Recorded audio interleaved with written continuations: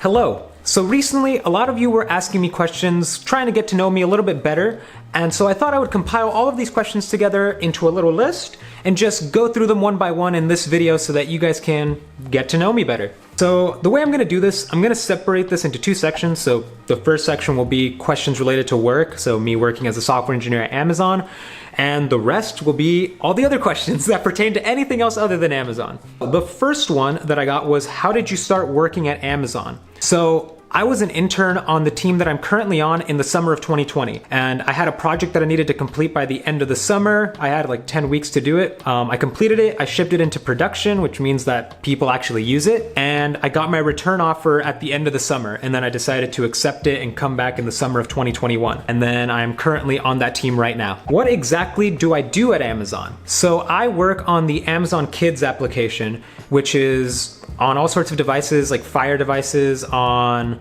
Echo devices, a bunch of different devices, and it's an app for kids. You can essentially think of it as Netflix for kids, but we also provide YouTube videos, books, and yeah, a lot of different video content. But I work on the main backend team that delivers that content to the user and essentially tells the front end or client teams how that information needs to be displayed. And so this other question, when I go on Amazon to willingly forfeit my entire paycheck on lavender scented household items, where exactly do I interact with the work you do? Sadly, you don't.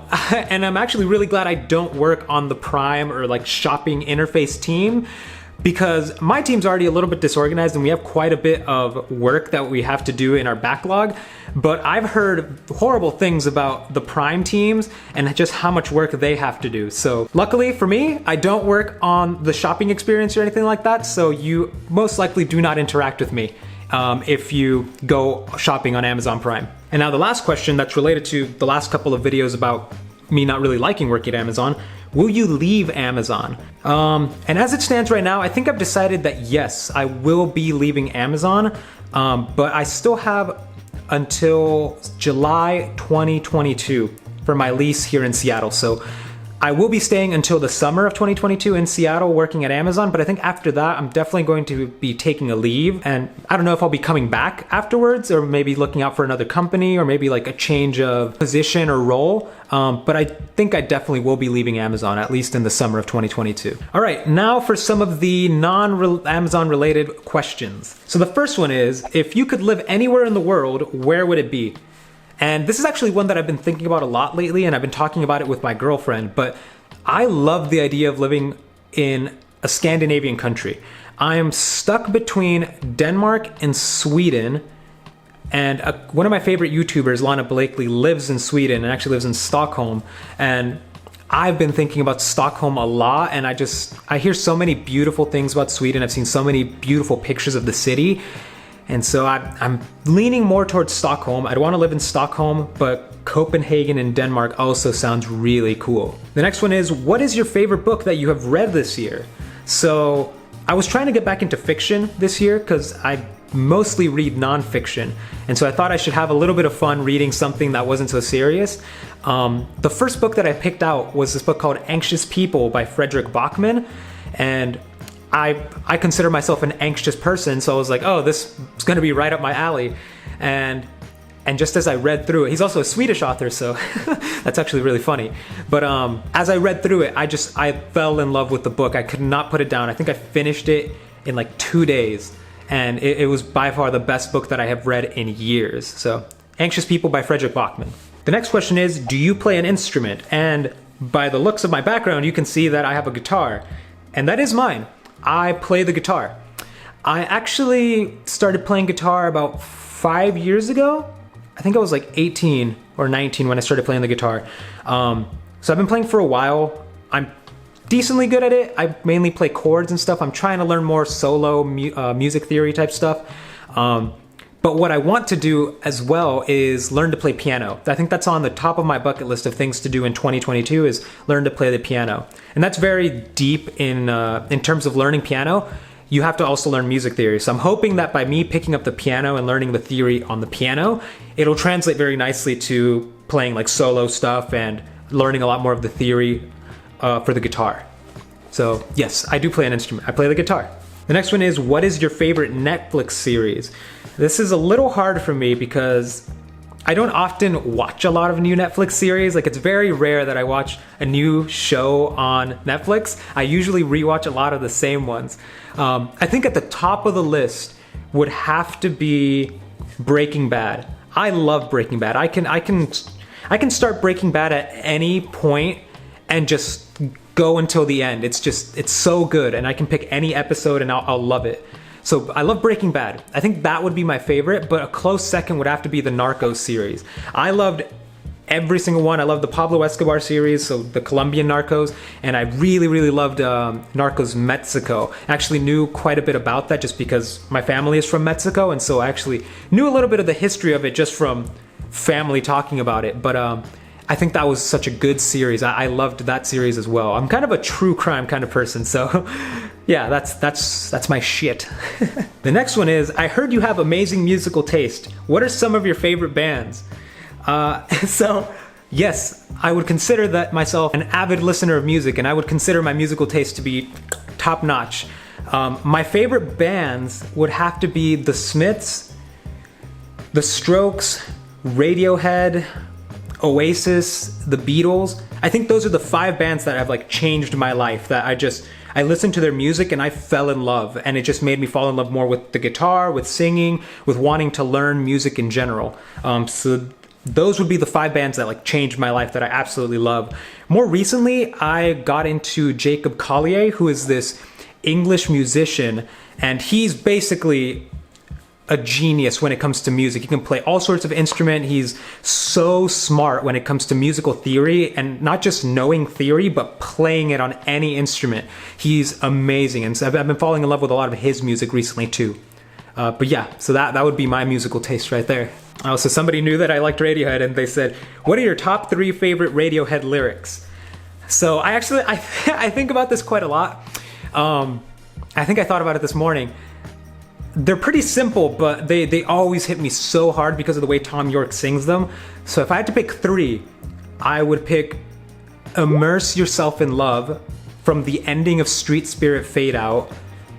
I would pick For a Minute There, I Lost Myself from Karma Police. And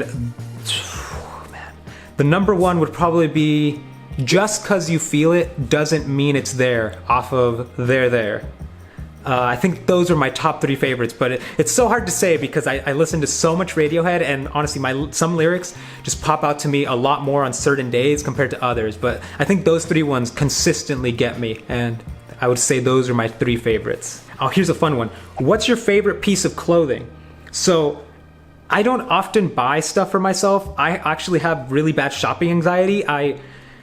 Oh my god, I get so overwhelmed going into crowded shopping malls and having to look for clothes for myself, especially because I've always had trouble with like my body type and not finding clothes that fit just right. And so it was always such a stressful experience for me. But when I do find something I like, I wear it until it's completely worn out.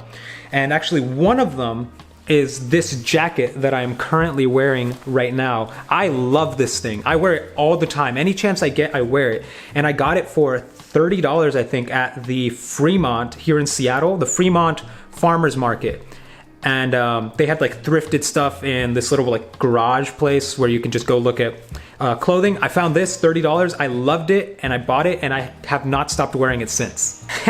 Someone asked, what flavor of nerd are you? So I'm assuming this has to do with what are like my interests.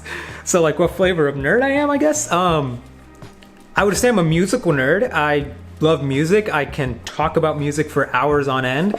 And I love learning about music. I'm also very much a academic nerd because I like learning different subjects. I like talking about psychology, philosophy, math, physics, even computer science to a lesser degree nowadays just because it's a little annoying with work. But I do enjoy having a nice academic conversation about those things. So yeah, what flavor of nerd am I? I'm a mix of all the flavors of nerd. And then I guess I'll end it with this one since it's a music related one, and I can go on forever talking about music. What are some of your favorite Radiohead songs?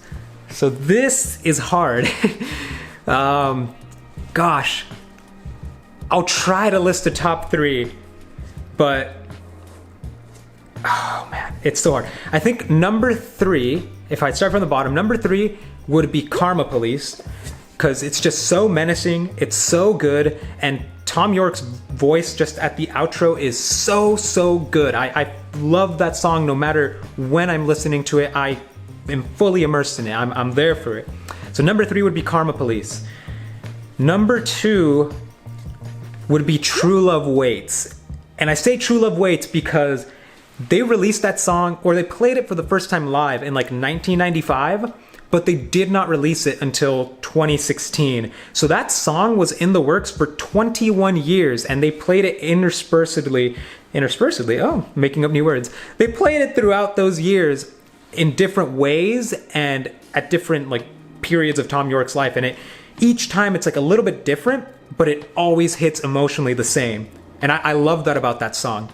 So I think number 2 would be True Love Waits. But number 1, I perfectly know. My number 1 Radiohead song is How to Disappear Completely. Because, and this is a funny story, I was having such like an anxious, kind of depressed moment in my life when I was like 17. And, oh, this is a little sad, but I looked up How to Disappear because I was just feeling so sad. And that song came up as the first Google search result. And I listened to it. And I think I was so moved by all of the sounds, by Tom York's voice, by the lyrics. It just encapsulated how I was feeling so well during that time that I instantly felt better. I felt so understood. And I felt like, wow, if somebody could put their emotions and describe what I'm feeling so well in a song, it's like I can just come to this whenever I feel this way again. And ever since, whenever I feel sad or very like depressed in any sort of way, I can always go back to that song and feel better. And it's such a beautiful song. So number 1 is absolutely How to Disappear Completely. All right, so I think that was all the questions that I got. Those are all the questions that I can answer. I hope you enjoyed this video. Hopefully I didn't ramble too long about any one thing, and hopefully I answered the questions that people felt most interested in. But yeah, if you want to get to know me even more, then feel free to follow me on Twitter. I'll have that in the description. You can also follow my newsletter, Life in Progress, and this is where I basically talk about anything that comes into my head that I find interesting. I expand upon it in kind of a medium, long form, sort of written format on my newsletter. Every Sunday, you can expect something in your inbox. So yeah, if you want to get to know me better, those are the 2 best ways to do so. And yeah, feel free to check out any of these 2 videos that I have right here. I'm not sure which ones I'm going to put on, but they're probably bangers. So check those out, and I'll see you guys next time.